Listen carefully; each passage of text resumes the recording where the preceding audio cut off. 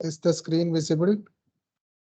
Yes, sir. Yes, sir. Yeah. So we discussed the optimization problem. So I gave you an example. So it has some solutions here. You can see 5 solutions for the problem, which is traveling from A to B. And we have some feasible solutions. So if I impose this constraint that journey should be completed in 24 hours, then you cannot use all of these solutions. Some of these you can use, which are the feasible solution, which are known as the feasible solution, out of which just one single solution will satisfy the uh, condition or optimization or the objective function, which is minimize the cost. That is the objective function, which will be satisfied by the train journey. So we will select train journey. And this is the explanation. This slide carries all the explanation for this. So what are constraints? What is feasible solution? What is objective function? What are optimal solutions? All these things we covered in the last class. Now we were discussing brute force strategy, and brute force strategy means if you have to list out all the possibilities and take the answer which matches with the problem or which is the correct answer. So just like cracking an ATM pin, you can list out all the numbers from 00000 to 9999, and one of them will be your ATM pin. So that solution you have to check. So that is how brute force strategy works. So this is also an accepted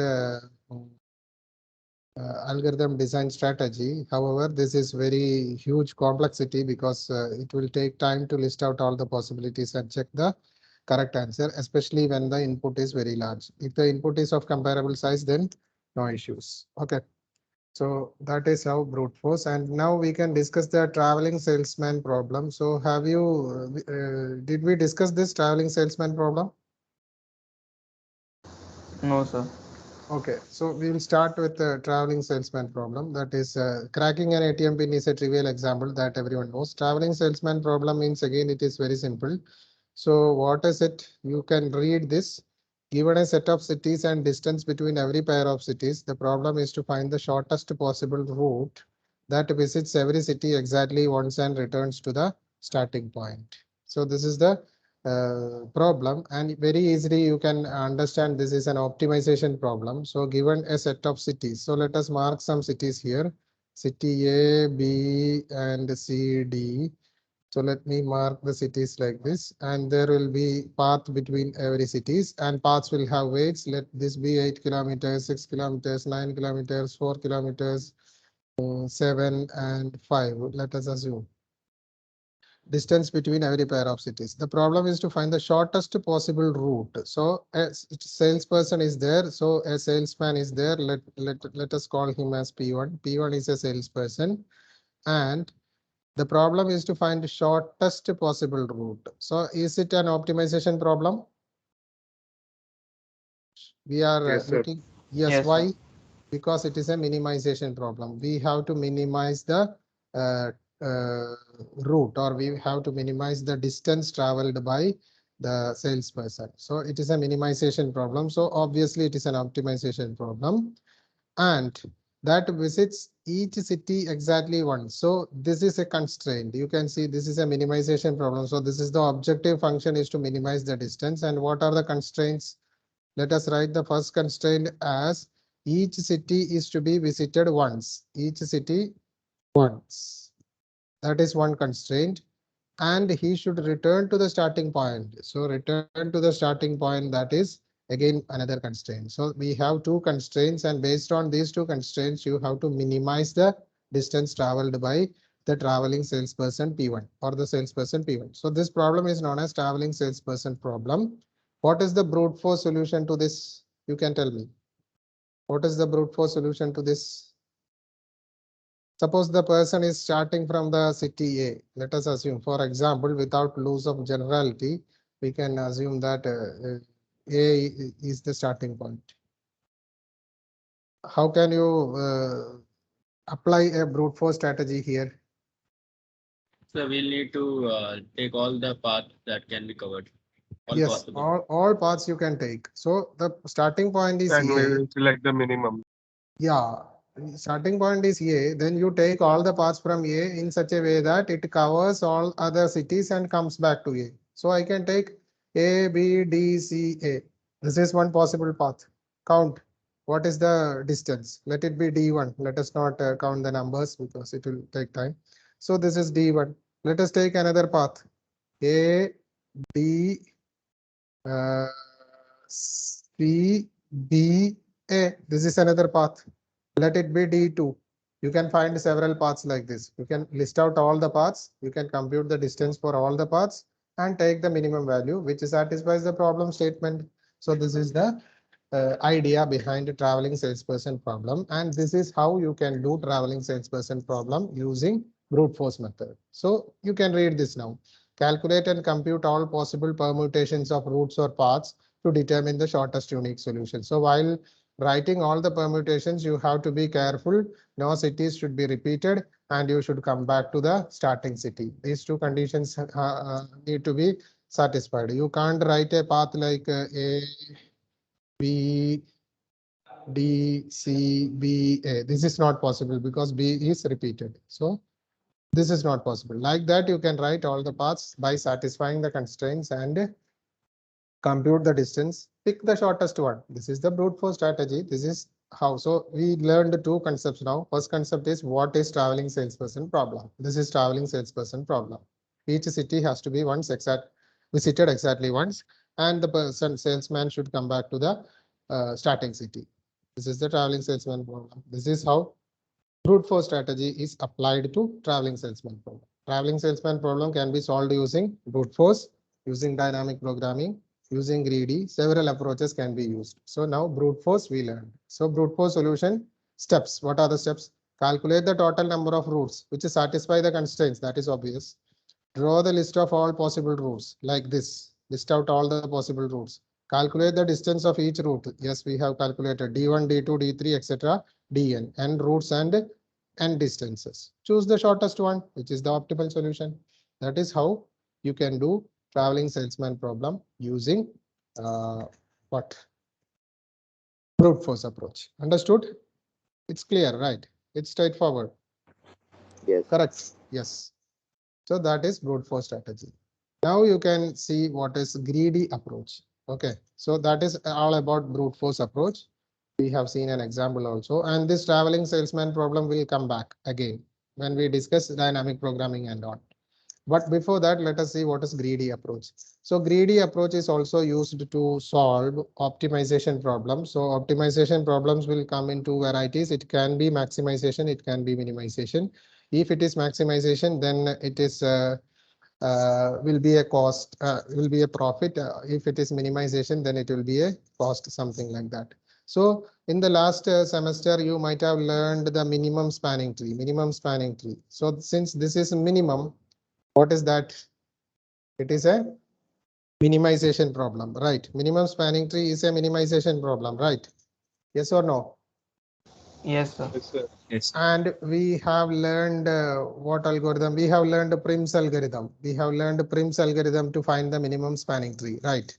Prim's algorithm actually follows greedy approach. So unknowingly, we were using one greedy approach. At that point of time, we didn't know that it was a greedy approach, but actually it is a greedy approach. And the problem is an optimization problem or minimization problem. So what is the objective? Suppose if you have a graph like this, you need to find out what is known as a minimum spanning tree. Okay, minimum spanning tree. So how will you find out the minimum spanning tree using Prim's algorithm? You can start from any vertex. Let this be A, B, C, D, E. These are the vertices and each edges will have some weights. 8, 2, 1, 3, 6, 4. Oh, this is already there. Okay. This is 5 and this is 7. Okay. So if this is the case, how will you apply Prim's algorithm? We will be always taking what? We will be always taking what? To the shortest. Shortest edge only. So you consider the vertex A and just understand which are all the vertices that are incident on A, and among the vertices that among the edges that are incident on A, choose the minimum cost weighted edge. So we are always looking for the minimum weighted edge. We are greedy about taking the minimum value and we are living in the present. We are not worried about what will happen in the future. Will this take us to the correct solution? We don't know. So we will be always greedy at this point of time. Now we are at vertex A. So choose the one which is having, choose the vertex that is incident on A, which is having the least weight. So we will take the edge from A to D. Now we are at D. At D, what is to be taken? How many edges are incident on D? We have two edges are incident on D, D to C and D to E, out of which the one with the minimum weight is So D to C 5. D to C is the minimum weight. So D to C we will take and it will be 5. And this process will be continued and you will not take a particular edge if. Let us do it once again. So if we go like this from C, we have only one option which is C to B. So B is taken. So B is taken. From B we have several options. B to C you can take, B to D you can take, but which one will you take? B to C, B to B E. to B to E you can take. Okay, B to E you can take like this. Now the minimum spanning tree is completed. But what is the problem here is this is not a point, so this is not a cycle. But what Prim's algorithm suggests is wherever there comes a cycle, you should avoid taking that particular edge. That is also there because we are finding out minimum spanning tree, not minimum spanning graph. So minimum spanning tree means we cannot afford any cycles. So what is the constraint in minimum spanning constraint in Prim's algorithm? What is the constraint? Avoid We cannot form a cycles. cycle. Yeah, avoid cycles. Whenever if you proceed with an algorithm, whenever you come across a cycle, you avoid taking that edge. So that is the constraint here. So we have all the qualities of a optimization problem. We are trying to minimize the cost and we are greedy always at each point of time. We are greedy about choosing the smallest weighted edge. And the constraint is if the smallest weighted edge, the choice of smallest weighted edge results in a cycle, avoid that because it violates the constraints. We don't want to violate the constraints. So this is how generally a greedy approach algorithm follows. Now let us understand what is greedy. So now this will be very easy for you. Now you can, okay, sorry. Yeah. Now you can read this. Okay, what is greedy approach? You can read this. A greedy algorithm always makes the choice that looks the best at the moment. Okay, when we are in the vertex A, choose the least possible weighted edge that is incident on A because possibly our expectation is that will take us to the minimum spanning tree since we are worried about minimum spanning tree. Okay.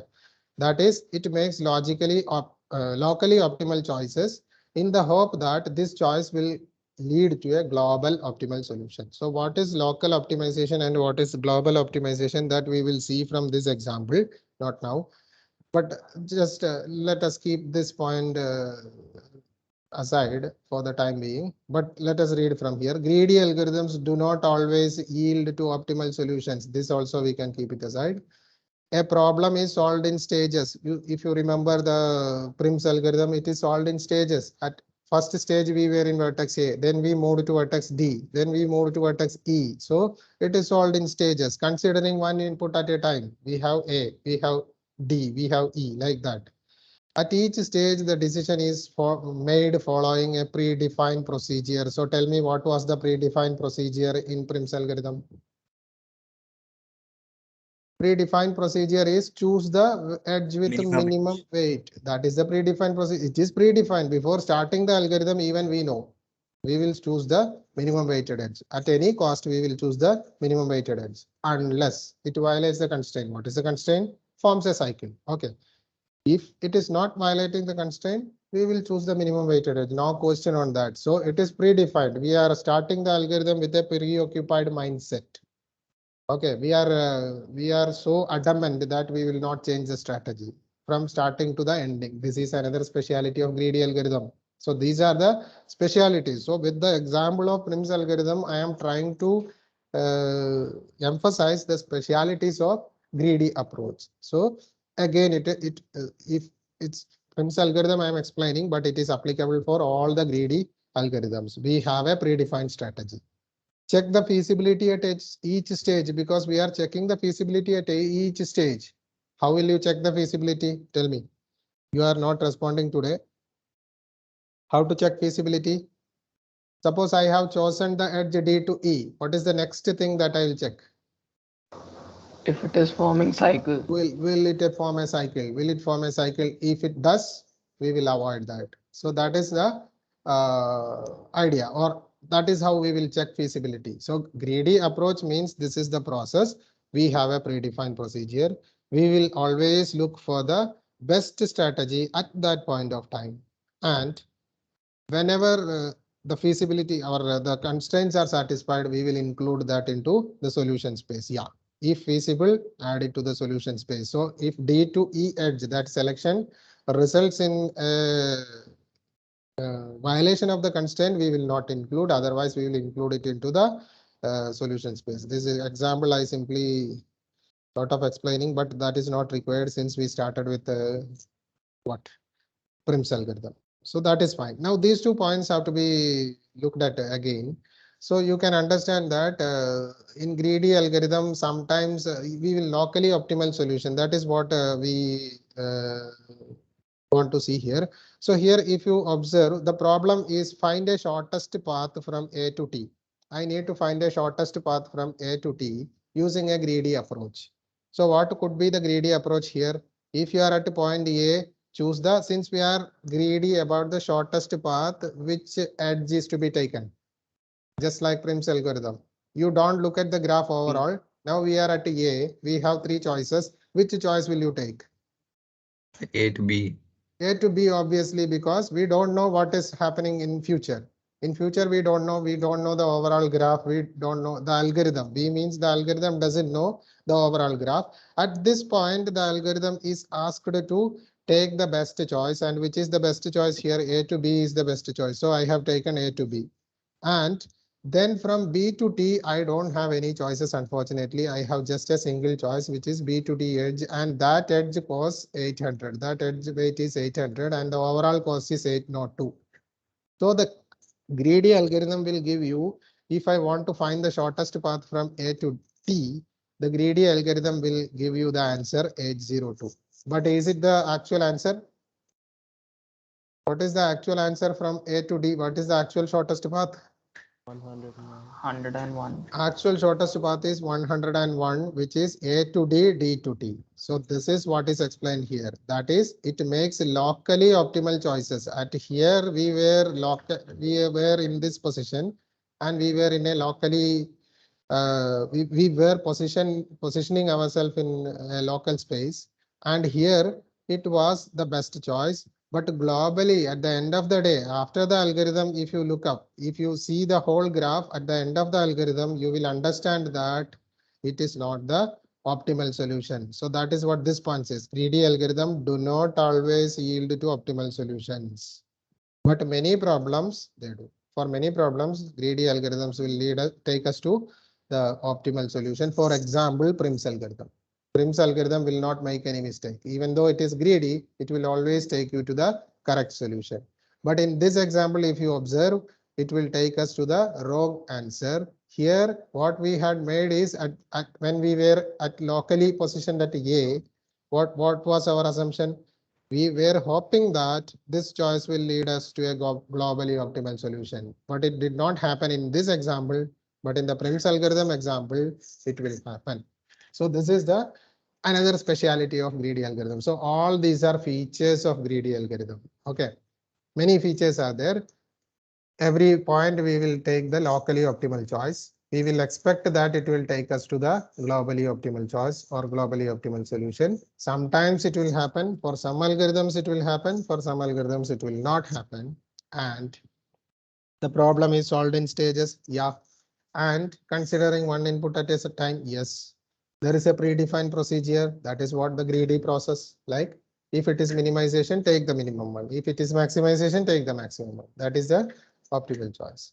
And feasibility is to be checked if there are any constraints. It should be checked against the constraints. If infeasible, leave that. If feasible, include that. So this is the greedy approach.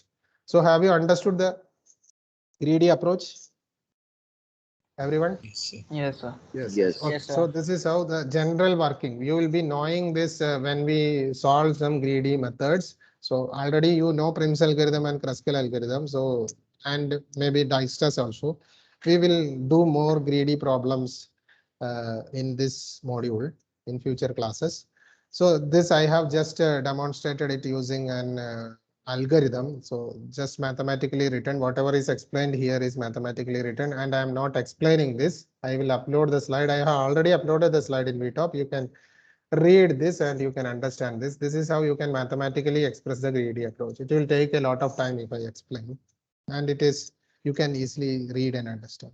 So you have the examples. Prim's algorithm already done. Kruskal's algorithm already done. Dijkstra's already done last semester. Fractional knapsack we will do this semester. Huffman coding we will do this semester.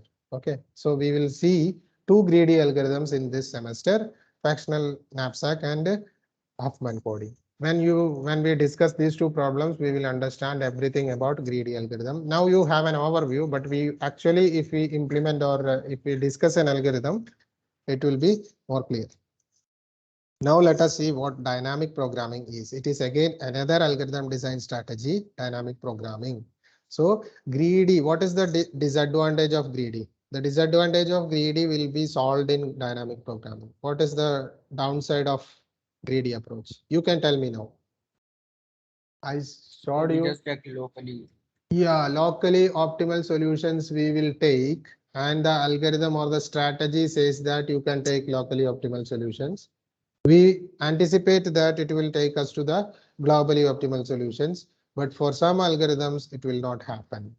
For some procedures or some problems, it will not happen. We will get, when we look at the problem globally, the choice was wrong. At that stage, the choice was wrong. We can't come back and correct because that is what the algorithm says. We executed the algorithm and we got some answer, but unfortunately, that answer is wrong. This is the problem with the greedy approach. This problem, so certain problems, they perform very well using greedy approach, but certain problems will not. So for such problems, we have dynamic programming approach, which is not like greedy. The point or the problem of local optimization and local optimal solution, such things are not there, because in dynamic programming, we will divide the problem into smaller pieces and we will find out the solution. So you will ask me, what is the difference between divide and conquer and dynamic programming? You can ask me. There are certain differences. Let us see what is that. Dynamic programming. So here you should understand that programming means tabulation, not coding. Okay. So usually we computer science students, whenever we hear the term programming, we will simply think that it is coding. But in the context of dynamic programming, it is not coding, it is tabulation. In dynamic programming tasks, most of the time we will have a table to be filled up. A matrix kind of a table, sometimes one dimensional, sometimes two dimensional. Such tables are to be filled up. So that is what here we mean by programming, not coding. And once you have an algorithm, you have to program it, you have to code it. That is a different story. But the term programming means it is tabulation. So these are also used for solving optimization problems. Already we saw optimization problems are solved using brute force technique, greedy technique, dynamic programming technique. So this is also used for solving optimization problems. This is similar to divide and conquer.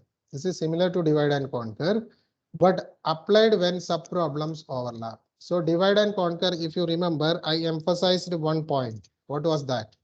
The sub problems will not overlap. Subproblems will not overlap. Suppose if you have merge sort and if you have an array like this, then if you divide the subarray, this portion and this portion will not be intersecting, or the intersection will be null set. But in the case of dynamic programming, so this is the speciality of divide and conquer. But in the case of dynamic programming, if you have an input something like this, then it will be like this. Subproblems can intersect. Maybe like this, So many subproblems we will have. This is one subproblem, this is one subproblem, and you can see this area, it is intersecting. Here, this area is intersecting common to all the three problems. This area is common to these two problems, sub-problems like that. Okay, so that is how dynamic programming works. That is when sub-problems share common sub-problems. Okay. In this context, the divide and conquer algorithm does more work than necessary, repeatedly solving the common sub-problems. So sub-problems, even though they are common, in divide and conquer, they will be in separate subsets. So they will divide and conquer doesn't know that this problem is already solved, because it will solve everything. Okay, if I tell you an example, it will be very easy, but that will be time consuming. That is why. So this is the disadvantage of divide and conquer approach. So what dynamic programming algorithm solves is each subproblem just one, and then okay, dynamic programming algorithm solves each subproblem just once. Okay, each subproblem just once. It will not repeatedly solve, and then saves its answer in a table. So you see table, that is why this is tabulation. Saves in a table, and thereby avoiding the work of recomputing the answer every time it solves each sub problem. Okay, so that is the idea behind dynamic programming. If I tell you the Fibonacci and all, then it will be clear. So let me just maybe give you some idea between that difference between. Suppose if you want to find out the Fibonacci of 5, how can you compute the Fibonacci of 5? It is the sum of Fibonacci of 4 and Fibonacci of 3, correct? Yes or no? You know Fibonacci Yes, sir. series. Yes. Yes, sir. So what is Fibonacci of 4? It is equal to Fibonacci of 3 and Fibonacci of 2. Correct. This is equal to Fibonacci of 2 and Fibonacci of 1. Okay. So at this stage, I'm stopping. I'll just tell you the idea. Here you can see if you follow a divide and conquer strategy, this part will be computed and the solution, or this part will be first computed. That answer will be fed here. That answer will be fed here. That answer will be fed here, like that. But here you can see many sub problems are common. Fib of 3 is computed here and fib of 3 is computed here. Fib of 2 is computed in this path also. Fib of 2 is computed in this path also. But the poor divide and conquer strategy doesn't know that it is already computed. It will come here. It will compute this again. This will compute fib of 3 again in this path and in this path, because D and C sub problems do not overlap. But in the case of dynamic programming, what we do is we will keep a table like this. So whenever fib of 1 is computed, that will be stored here, recorded here. Fib of 2 is computed, that will be recorded. Fib of 3 is computed, that will be recorded. So if it follows this strategy, fib of 2, if it is already computed, then it will check it from the table and this will not be computed. You just substitute the value 2 here. Okay. Next time when dynamic programming wants to compute fib of 3, it will first check the table rather than going and computing. Divide and conquer will go and compute. Fib of 3 is given, okay, I will compute. But dynamic programming, what it does is, if fib of 3 is to be computed, it will first check this table. Ah, yes, fib of 3 is already computed. During this leaf, when this path was taken, fib of 3 is already computed and its value is stored here. Okay. That value it will make use of at this point of time. This is the difference and this is the advantage of tabulation, and this is the key difference between divide and conquer and dynamic programming. I think you got an overall idea. Actually, if I give an actual example by computing all these values, then it will be very clear. But since we don't have that much time, I'm not going to that. But have you got a vague idea at least? Yes, sir. Yes. Yes. Divide and conquer will compute each value again and again. If you run the Fibonacci algorithm using pen and paper, you will understand that. But dynamic programming means it will just keep a table. That is why in dynamic programming, always this tabulation is necessary. So these 2 points, it is very important. So that is why it is known as, this tabulation is known as programming here. It is not coding. But once we have a tabulated version of the algorithm, we have to code it, we have to program it. That is different issue. We have to implement it. So this is how dynamic programming and divide and conquer are, or you can differentiate between these two ideas. Okay. So just you can understand it like this.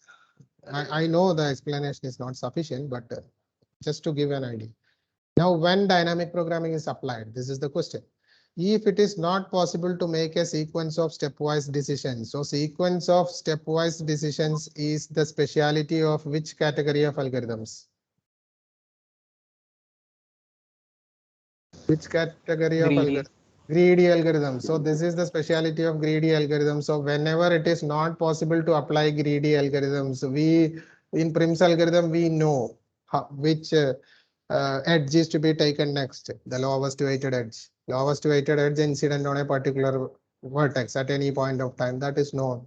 If such a prior knowledge is not there, then greedy approaches it will not work. For such problems, greedy approach will not work. Then you have to go for dynamic programming. If it is not possible to make a sequence of stepwise decisions leading to an optimal solution, then what is to be done? Then try all possible decision sequences. This is the idea. So you will again ask me, if trying out all the possibilities, then will it be brute force? No, it is not brute force here, because we will not list out all the possibilities, but whatever possibilities are there which will take us to the correct answer, that will be listed out. Okay, so it is slightly different from, not slightly, it is heavily different from brute force approach. Try all possible decision sequences, not all solutions. Okay, that is the difference. In brute force approach, we will list out all the solutions, but here we will list out all the possible decision sequences. In such cases, enumerate all decision sequences and pick out the best. Remember, not all the solutions, all the decisions which will possibly take us to the correct answer, because this you can understand now it's 50%, and if we do some dynamic programming problems it will be 100%, I promise. Okay, now don't worry if you understand up to 50% only. Okay, but the time and space requirements may be prohibitive. Sometimes this is the disadvantage of dynamic programming. Okay, the time and space, but how dynamic programming handles the situation, that is important. It will drastically reduce the amount of enumeration by avoiding the enumeration of some decision sequence, and that cannot be optimal. Okay, so it will always check whether it will lead to optimality. In brute force, nothing is happened. Brute force means every possibility will be listed out, all the solutions will be listed out, no matter what is the space, what is the time. But here there are decisions. So every time we will make decisions and we form a decision sequence. So main difference between greedy and dynamic programming is, in greedy, initially we will have a decision and that decision will be followed till the end. But in the case of dynamic programming, that decisions we will modify according to the optimality, according to the chances of getting a optimal solution. This is the difference. Okay. Now, yeah, principle of optimality, anyhow, I'm not discussing. It is not required. I just included in slide because if you are interested, then you can read and understand.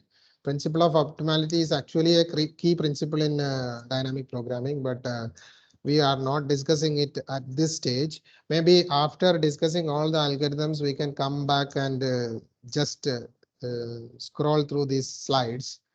At that point, we will understand it better, and at that time, if required, we will discuss the principle of optimality. This I am not discussing now because it is actually very simple. If you read and understand, then it will be very simple. Dynamic programming tries out, yeah, these are the features of dynamic programming. Tries out all possible solutions and find the optimal one. Okay, all possible solutions means based on the decisions, not like brute force. This is based on the decisions, based on the decisions at a particular stage, based on the decisions at a particular stage. Okay, not like all possible solutions means it is not like a brute force approach. So there are subtle differences between brute force, divide and conquer, and dynamic programming. So it will be clear to you, I guess, after we discuss some problems. Dynamic programming uses recursive formula. So this is a similarity between divide and conquer and dynamic programming. Both use recursive formula. Even the Fibonacci series you can find out using dynamic programming approach as well as the divide and conquer approach. This is possible. Okay. And dynamic programming follows principle of optimality. From this principle of optimality only, it is getting whether or it is understanding whether a solution will lead to an optimal one or not. Such features are absent in brute force approach. Okay, so both use the recursive formula. In all of the dynamic programming algorithms, you can visualize some recursions, but these recursions are not like divide and conquer recursions. Here the subproblems will overlap. There the subproblems will not overlap. Now you have several examples for dynamic programming approach, that is 0-1 knapsack. That is another problem which we will discuss in this semester. In the last semester, we did not discuss any dynamic programming problems, but here we do discuss. And Floyd-Warshall algorithm is again, it is all pair shortest path problem. We covered single source shortest path problem last semester. It was greedy approach. It was Dijkstra's.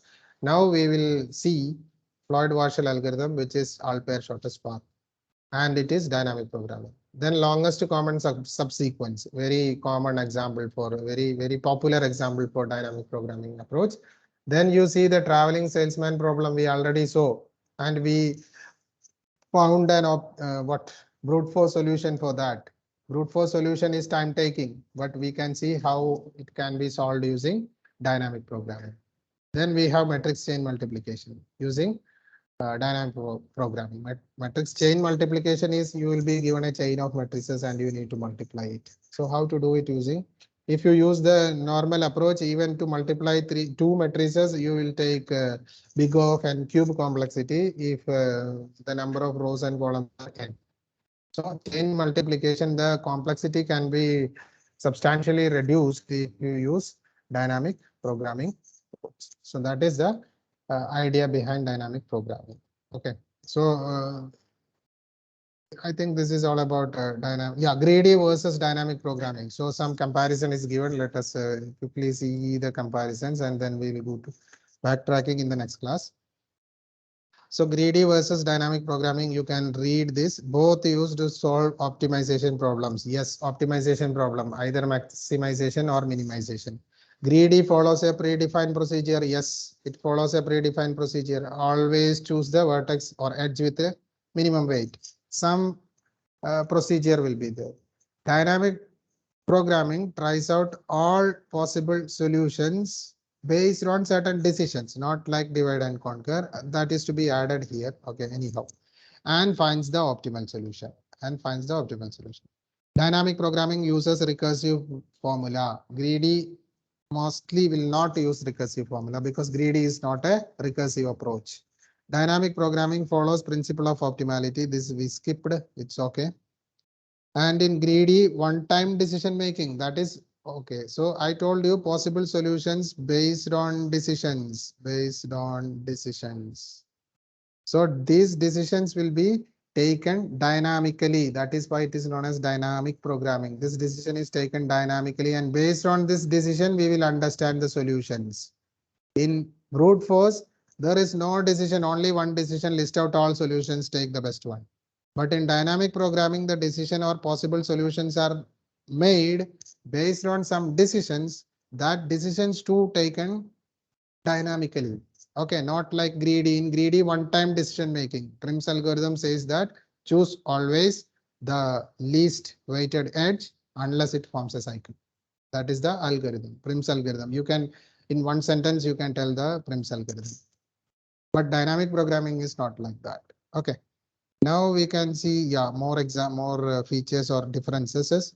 You can see in greedy method, only one decision sequence is ever generated. Yeah, that we already saw. Only one decision sequence, that is take always the least weighted edge. Dynamic programming, many decision sequences may be generated. However, the sequences containing suboptimal sequences cannot be. So this is the principle of optimality. So this portion you just forget, because if you know the principle of optimality, then only you will understand this. So up to this you can read. In dynamic programming, many decision sequences may be generated, and based on the decision sequences, we will list out the possible solutions, and mostly these possible solutions will take us to the optimal solution. So it is again dividing the problem to subproblems and overlapping subproblems and solving it based on certain decisions taken at the right time. Okay, the right decision is to be taken at the right time. And dynamic programming, optimal solution to subproblems are retained so as to avoid recomputing their values. This is what I told the Fibonacci series. If you know Fibonacci of 3, it will be computed in the other path also, then it will not be computed. The stored value will be directly used. So this process is actually known as memoization and tabulation. Okay. So shortest path example, I'm not discussing any examples because we have many examples lined up. This process is known as storing the values is known as memoization. It is not memorization. This is not a spelling mistake. It is known as memoization. Okay. It's memoization and tabulation. If it is a iterative formula, we will use tabulation. If it is a recursive formula, we will use memoization. Okay. It's not memorization. Actually, it is memorizing, but the terminology is memoization. Okay. So that's it. Now recursive backtracking we will discuss in the next class. Just I'll give you an overview of backtracking, and we will directly jump into some actual problems in the next class. So with this, let us stop. It's already 3 minutes late. So that's it. And if you don't understand now it properly, don't worry. When we discuss the first module or second module, when we complete the second module, it will be very easy for you. Okay. Yeah. Then any questions? I know this was a little fast, right? Or is it okay? Yes, sir. It was little fast, but it was okay. It is okay because it's the same thing we will practically see when we discuss the problems. Then you will understand all this. That is why I told you, definitely we will come back to this slide again at the end of the module or at a proper time, and we will discuss this. Then all these things will make sense. But without giving an overview directly, I didn't feel like starting directly a dynamic programming problem and solving it. But now you know what are the differences. Okay. So that was the intention of spending all this time. So anyhow, it's late. So you can maybe leave if there is no doubt. If someone has any doubt, you can stay back and clarify your doubts. Okay. Any questions?